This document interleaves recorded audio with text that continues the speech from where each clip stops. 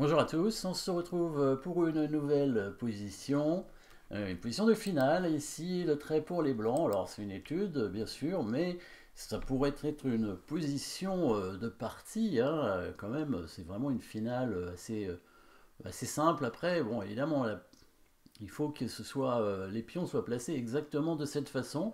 Peut-être pas le pion A, j'ai l'impression qu'il aurait pu être en B7, éventuellement. Ah non, pas en C7, parce qu'en C7 il pourrait être protégé par le roi rapidement. Si le pion avait été en B7, je pense que ça aurait fonctionné aussi, hein, ça aurait été une partie nulle. Alors comment on va faire? Pas évident avec les blancs, parce que les pions sont bloqués. Alors on a des pions passés, mais ils sont tous bloqués. Le pion A est trop loin du roi pour le protéger, et les pions G sont doublés, donc ils risquent pas de se protéger mutuellement. Donc il va falloir faire quelque chose avec les pions doublés quand même, hein, c'est forcé. Il n'y a pas le choix. Si on fait dame, évidemment il va prendre la dame avec sa tour. Alors si on met le roi en F7, il va faire échec et il va prendre le pion en fait, hein. Voilà, admettons, on met le roi en F7, il fait échec ici simplement avec la tour, et au prochain coup, il prend ce pion tout en contrôlant l'avancée du pion en G7, hein. Donc ici, aucune façon d'avancer le pion. Alors, en fait, il faut avancer le pion tout de suite, ce pion-là, évidemment, parce que la tour ne peut pas prendre, bien sûr, hein. Si la tour prend, on fait dame, voilà, et là, on va même gagner, hein, on va mater tout de suite même. Donc, il est obligé de bouger son roi, il n'a pas le choix, il est obligé d'aller en H7, voilà. Là, c'est toujours pareil. Le problème, c'est qu'on ne peut pas faire dame, il va prendre la dame. Si on monte le roi, c'est pareil, il va prendre le pion, hein. Si on monte le roi, il prend ce pion sur échec, il récupère l'autre pion derrière, et il ne reste qu'un pion, c'est pas suffisant, parce que le roi noir est devant pour l'empêcher d'avancer. Donc, encore un coup forcé, voilà, G6 échec, évidemment, forçant du coup le roi à aller en H6. Bon, maintenant on peut plus avancer les pions G, donc qu'est-ce qu'on va faire? Alors on n'a plus grand chose à faire, soit on avance le pion A, soit on bouge le roi. Si on bouge le roi, c'est toujours pareil en fait. C'est-à-dire, roi F7, il prend le pion sur échec, ça revient au même, hein. Le roi peut aller en F8, disons, on prend le pion là-bas, et voilà, il va au prochain coup prendre le pion G6, et puis à la fin il gagnera avec roi tour contre roi. Et donc qu'est-ce qui se passe ici? Coup forcé, évidemment, le pion fait dame. Et oui, de toute façon, il n'y a pas d'autre coup, hein. Soit on joue en F7, soit on fait dame. Si on fait un autre coup, il va prendre les pions avec son roi, puisque le roi blanc sera obligé de bouger et de s'éloigner des pions. Donc, comme il n'y a pas beaucoup de coups, hein, dans cette position, voilà, forcément, on va être obligé de trouver au bout d'un moment. On fait dame, il prend la dame. Donc, on a éloigné la tour. À quoi ça sert? Maintenant, peut-être, le roi peut tenter d'aller aider son pion à la dame, hein, pourquoi pas. On va tenter, allez, roi F7. Évidemment, on menace de faire dame maintenant, donc il a intérêt quand même à faire quelque chose d'important. Il fait échec, il attaque le pion, bien entendu. Et oui, on va perdre tous les pions ici. Sauf que, quelle est la différence par rapport aux positions précédentes? On va effectivement perdre tous les pions, mais on va réussir à trouver une position de patte.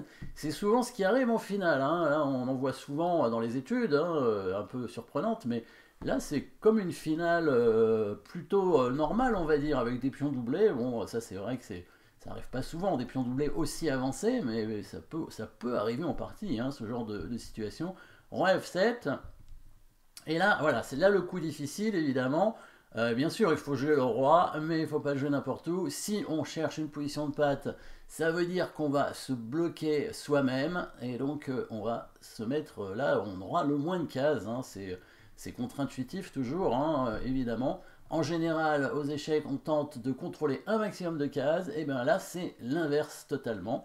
On essaie de contrôler le moins de cases possible pour avoir tout simplement plus de coups à la fin, et on va aller dans le coin. Le roi qui se met en G8 pour venir au prochain coup en H8.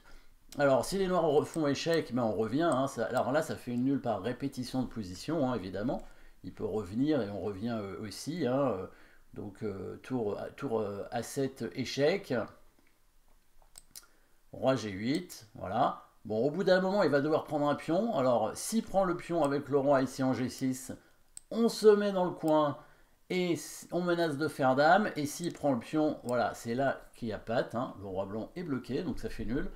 Il peut rien faire d'autre, hein. Bon, il fait échec, il peut faire échec si c'est le meilleur coup, sinon c'est faire échec avec la tour.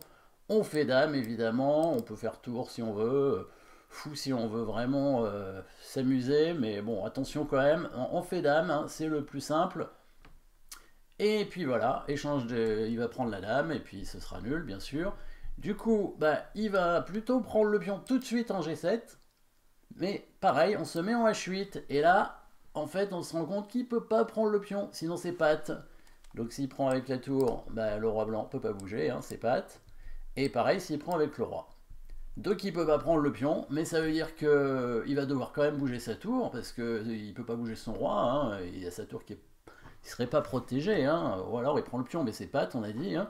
Donc il s'en va avec la tour, et on avance le pion, et on se retrouve dans la position presque identique à tout à l'heure. Hein. Le roi était en G6, maintenant il est en H6. Ça ne change rien. Si les noirs prennent, c'est tout de même patte. Et s'ils font échec, eh ben on fait dame évidemment, hein, comme tout à l'heure, et c'est patte. Voilà.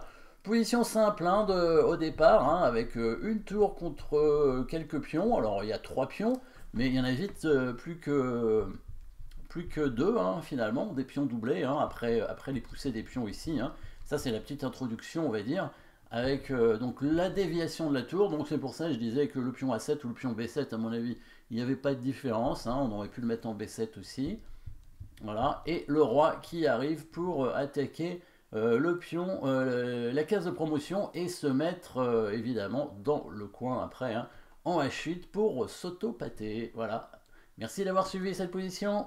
N'oubliez pas de vous abonner et à très bientôt.